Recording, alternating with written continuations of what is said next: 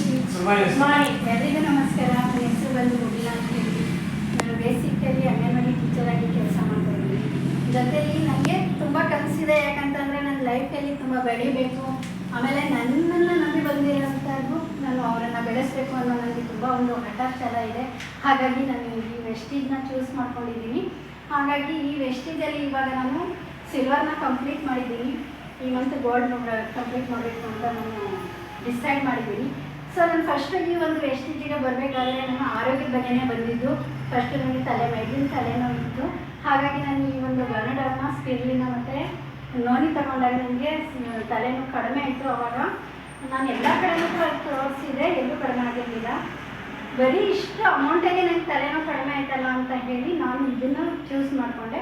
ಜೊತೆಗೆ ಕನಸುಗಳು ತುಂಬ ಇರೋದ್ರಿಂದ ನಾನು ಇದನ್ನು ಚೂಸ್ ಮಾಡಿಕೊಂಡೆ. ಇವಾಗ ನಾನು ಏನು ಹೇಳಕ್ಕಪ್ಪ ಇಷ್ಟಪಡ್ತಾ ಇದ್ದೀನಿ ಅಂತಂದರೆ, ನಾವು ಎಲ್ಲೇ ಹೋಗಿ ಯಾವುದೇ ಹಾಸ್ಪಿಟ್ಲಲ್ಲಿ ಏನೇ ಕೂಡ ನಾವು ಖರ್ಚು ಮಾಡಿದರೂ ಕೂಡ ಯಾವುದೇ ಗುಣ ಆಗ್ತಾ ಇಲ್ಲ. ಯಾಕಂತಂದರೆ ಇಂಗ್ಲೀಷ್ ಮೆಡಿಷನ್ ಜಾಸ್ತಿ ಇದೆ.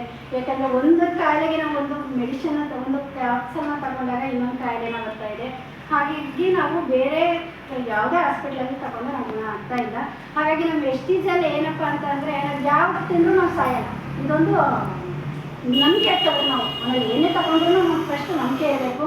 ಸ್ಪಿರಿನ ತಗೊಂಡ್ರು ಏನಾಗಲ್ಲ, ನೋನಿ ಯಾವ ಕ್ಯಾಪ್ಸಲ್ ತಗೊಂಡ್ರು ಕೂಡ ನಮ್ಗೆ ಏನೂ ಆಗಲ್ಲ. ತುಂಬ ಯಾವ ತಗೊಂಡ್ರು ಒಂದು ಒಳ್ಳೆ ಬೆನಿಫಿಟ್ಸೇ ಇದೆ. ಹಾಗಾಗಿ ಇದನ್ನು ನಾವು ಚೂಸ್ ಮಾಡ್ಕೊಂಡಿದ್ವಿ. ಯಾಕಂದರೆ ನೀವೆಲ್ಲರೂ ಕೂಡ ಅದೇ ಥರ ಯೂಸ್ ಮಾಡಿ ಅಂತ ಹೇಳ್ತಾ ನನ್ನ ಮಾತು ಮುಗಿಸ್ತೀನಿ.